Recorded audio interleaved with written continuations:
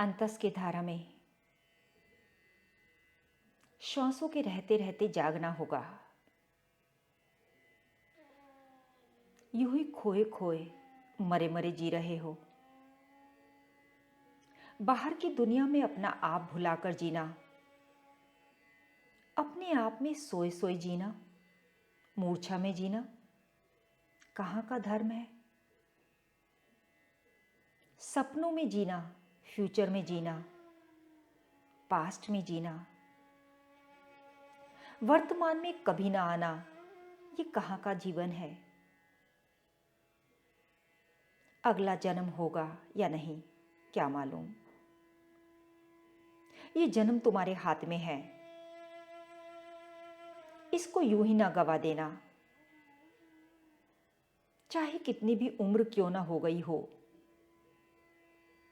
तुम कभी ये ना कहना कि अगले जन्म में करेंगे, अगले जन्म में जीवन जोत जगाएंगे। अगला जन्म किसके हाथ लगा है। चाहे हमें एक क्षण के लिए भी जन्म मिला, बस इसी को विराट बना लेना, ये जन्म सार्थक हो जाए। श्वासों के रहते रहते ये किसी के काम आ जाए। उसके लिए साधना में उतरना होगा। थोड़ी देर शांत एकांत जगह में खाली बैठकर तमाम भीतर को खाली होने दीजिए। जिसने अपना एकांत पा लिया, अपने आप को पा लिया, उसे पूरी दुनिया मिल गई। और जो दुनिया में ही खोया रहा, उसे दुनिया तो मिली ही नहीं, उसने अपने आप को भी नहीं पाया। वो तो हर तरफ से भिखारी रह गया। अब ऐसा ना हो, अभी समय है।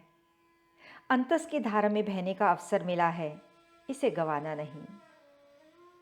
भीतर झांकना, कैसे जी रहे हो, कितना सच कितना झूठ। वैसे झूठ तो हमारी डिफॉल्ट अवस्था है, बच्चा पैदा ही झूठ में होता है। सच तक उसको खींच कर ले जाना पड़ता है। सच तक झूठ को खींच कर ले जाने वाली जो प्रक्रिया है, उसी का नाम है अंतस। कोई ये ना सोचे कि सच तो हमारे भीतर निवास करता ही है। हमें सच की साधना की, अंतस की साधना की जरूरत क्या है। एकदम झूठ। हमारे भीतर और बाहर नख से शिख तक झूठ ही झूठ निवास करता है। कोई इस गलत फहमी में ना रहे कि सच तो हमारे भीतर ही है। अजी कहाँ। अपने चेहरे को देखिए, अपनी जिंदगी को देखिए। क्या आपको वाकई लगता है कि सच आपके भीतर है।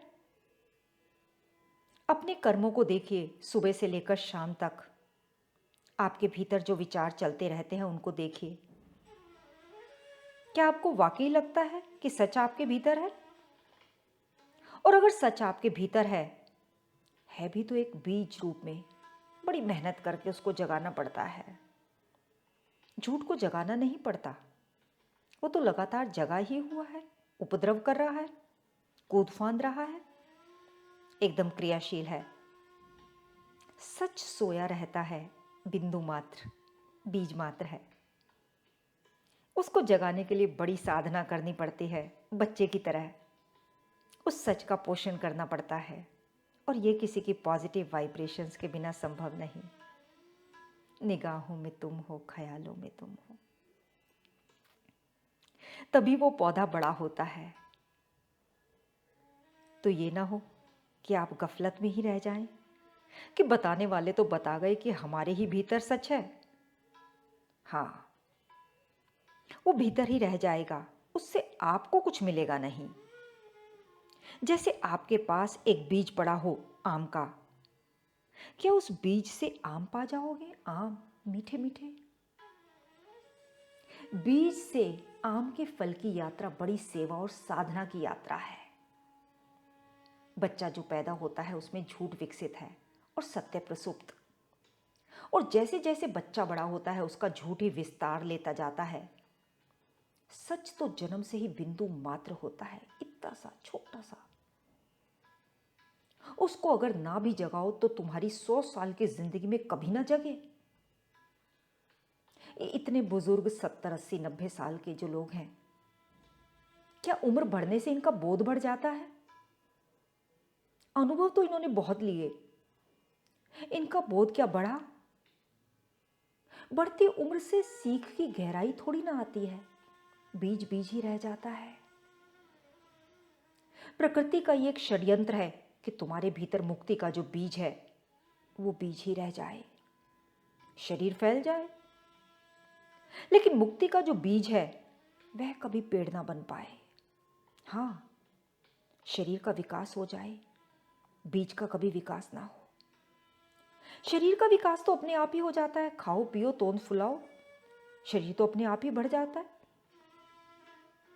लेकिन मुक्ति का बीज जो भीतर बैठा है उसका विकास स्वतः नहीं होता, उसके लिए डटकर प्रयास, प्रयत्न, साधना करनी पड़ती है। जो साधना नहीं करते वो इस गलत फहमी में ना रहें कि जैसे जैसे उम्र आगे बढ़ेगी, जीवन आगे बढ़ेगा, अनुभव होंगे, वैसे वैसे हम खुद ही सीख लेंगे। तुम जीवन के बारे में कुछ नहीं जान पाओगे।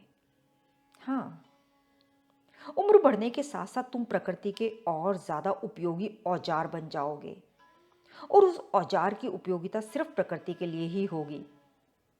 प्रकृति हंसती है तुमको देखकर, बढ़िया बढ़िया, एक और मेरा गुलाम, एक और मेरा औजार। ये बिल्कुल वही कर रहा है जो मैं इससे करवाना चाहती हूं, और जो इसका असली काम था वो उसे बिल्कुल भूला बैठा है। सीने में आजादी का बीज छिपा है, वो बीज जड़ ले ही नहीं रहा, मिट्टी पानी खाद पा ही नहीं रहा, वो फलित कभी होगा ही नहीं। अब जीवन जीने के दो ही तरीके हो गए, या तो प्रकृति के गुलाम बनकर जी लो, मन के गुलामी, और प्रकृति की आज्ञाएं मानने में ही जीवन बिता दो। उसने आज्ञा दी, चलो अब कुछ और साधन जुटाओ शरीर के आराम के। तुमने कहा हाँ, अगले 5 साल मैं भी और साधन जुटाऊंगा। तो ये तुम प्रकृति के खेल में हो, मनमाया के खेल में हो। या तो इसमें जिंदगी बिता दो, और बिता दो क्या, बीत ही रहिए, या फिर वो कर लो जिसमें तुम्हारा हित हो। तुम अतृप्त चेतना हो, तुम्हारा हित प्रकृति की मांगे मानते रहने में नहीं है, तुम्हारा हित है तुम्हारी मुक्ति में, तुम्हारे बोध में। देख लो अपना समय, अपनी ऊर्जा कहाँ लगा रहे हो, देह की गुलामी में या चेतना की आजादी में। चॉइस आपकी है। असली लाभ तब होगा जब तुम देखो तुम्हारा हालचाल क्या है दिन भर में, पर वो खतरनाक हो जाएगा। इससे सुख सुविधाओं पर चोट पड़ेगी। दिन भर तो देह के लिए ही जीते हो, दिन भर देह के रिश्ते ही निभाते हो।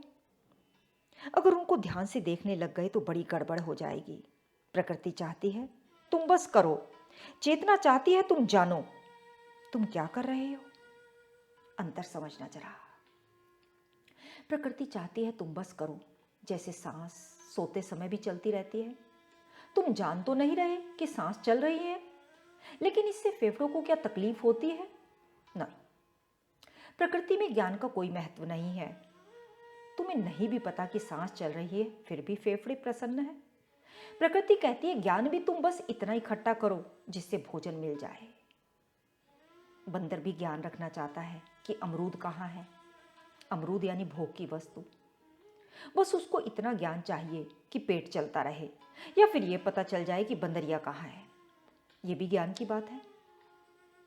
तो या तो पेट चलता रहे या वंश चलता रहे। यही काम हमारे स्कूल और कॉलेजेस कर रहे हैं। वो हमें यही ज्ञान देते हैं कि जिससे पेट चलेगा और वंश चलेगा, कैसे बढ़िया से बढ़िया भोग भोगा जाए। लेकिन चेतना दूसरे ज्ञान की मांग करती है। चेतना कहती है जो कुछ भी तुम कर रहे हो वो क्यों कर रहे हो, क्या कर रहे हो, जरा बताना। चेतना कहती है वो कुछ भी कर रहे हो उससे जरा पीछे हटना, थोड़ा निरपेक्षता से देखना, स्टेप बैक। क्या कर रहे हो? ये चेतना का ज्ञान है। इसी को अंतस ध्यान कहा। तुम दिन भर क्या कर रहे हो, इसी को गौर से देखने का नाम ध्यान है। दिन भर लगातार मन में क्या चल रहा है, दिन भर हाथ पैर इंद्रियां किधर को बढ़ रही हैं, इसी को कहते हैं अंतस ध्यान। मन किस चीज को मूल्य दे रहा है, मन किस चीज से डर रहा है, मन किधर को आकर्षित हो रहा है, इसी को कहते हैं ध्यान। कुछ हुआ, अचानक हंस पड़े। ये कौन हंसा, क्यों हंसा? नकली हंसी या असली हंसी? ये बात क्या थी? किसी ने कुछ कहा, भीतर क्रोध आ गया, एंगर रिएक्शन। ये बात क्या थी? ये क्या हो रहा है? प्रकृति कहती है जानो नहीं, बस करो, करे जाओ, लिप्त रहो। चेतना कहती है मुझे जानना है। प्रकृति में विषय और विषयिता दोनों प्रकृति के भीतर हैं। बंदर अमरूद को यानी भोग को देख रहा है, इसमें विषय क्या है? अमरूद। और विषय कौन है? बंदर। ये दोनों ही प्रकृति के भीतर हैं। तो प्रकृति में जब भी सब्जेक्ट ऑब्जेक्ट होता है, दोनों प्रकृति के भीतर होते हैं। लेकिन चेतना का हिसाब दूसरा होता है। चेतना कहती है ये पूरा प्रकृति मेरा विषय है, मैं इसको जानूंगी। मैं फिर प्रकृति से अलग हो गई ना। अगर मुझे प्रकृति को जानना है तो मैं प्रकृति के भीतर ही नहीं हो सकती। चेतना कहती है मैं प्रकृति की दृष्टा हो गई। ये जीवन जीने का दूसरा तरीका है। प्रकृति अपना काम कर रही है, यानी मन अपना काम कर रहा है और मैं उसकी दृष्टा। मैं देखूं तो सही, ये शरीर क्या करना चाहता है, ये मन क्या है। ये जो शरीर के भीतर बैठे हैं काम क्रोध मद मत्सर्य, इनका इरादा क्या है? ये क्यों मुझे दौड़ाते हैं दिन भर? इनका इरादा पता तो चले, ये खेल क्या है। ये जीवन जीने का तरीका है।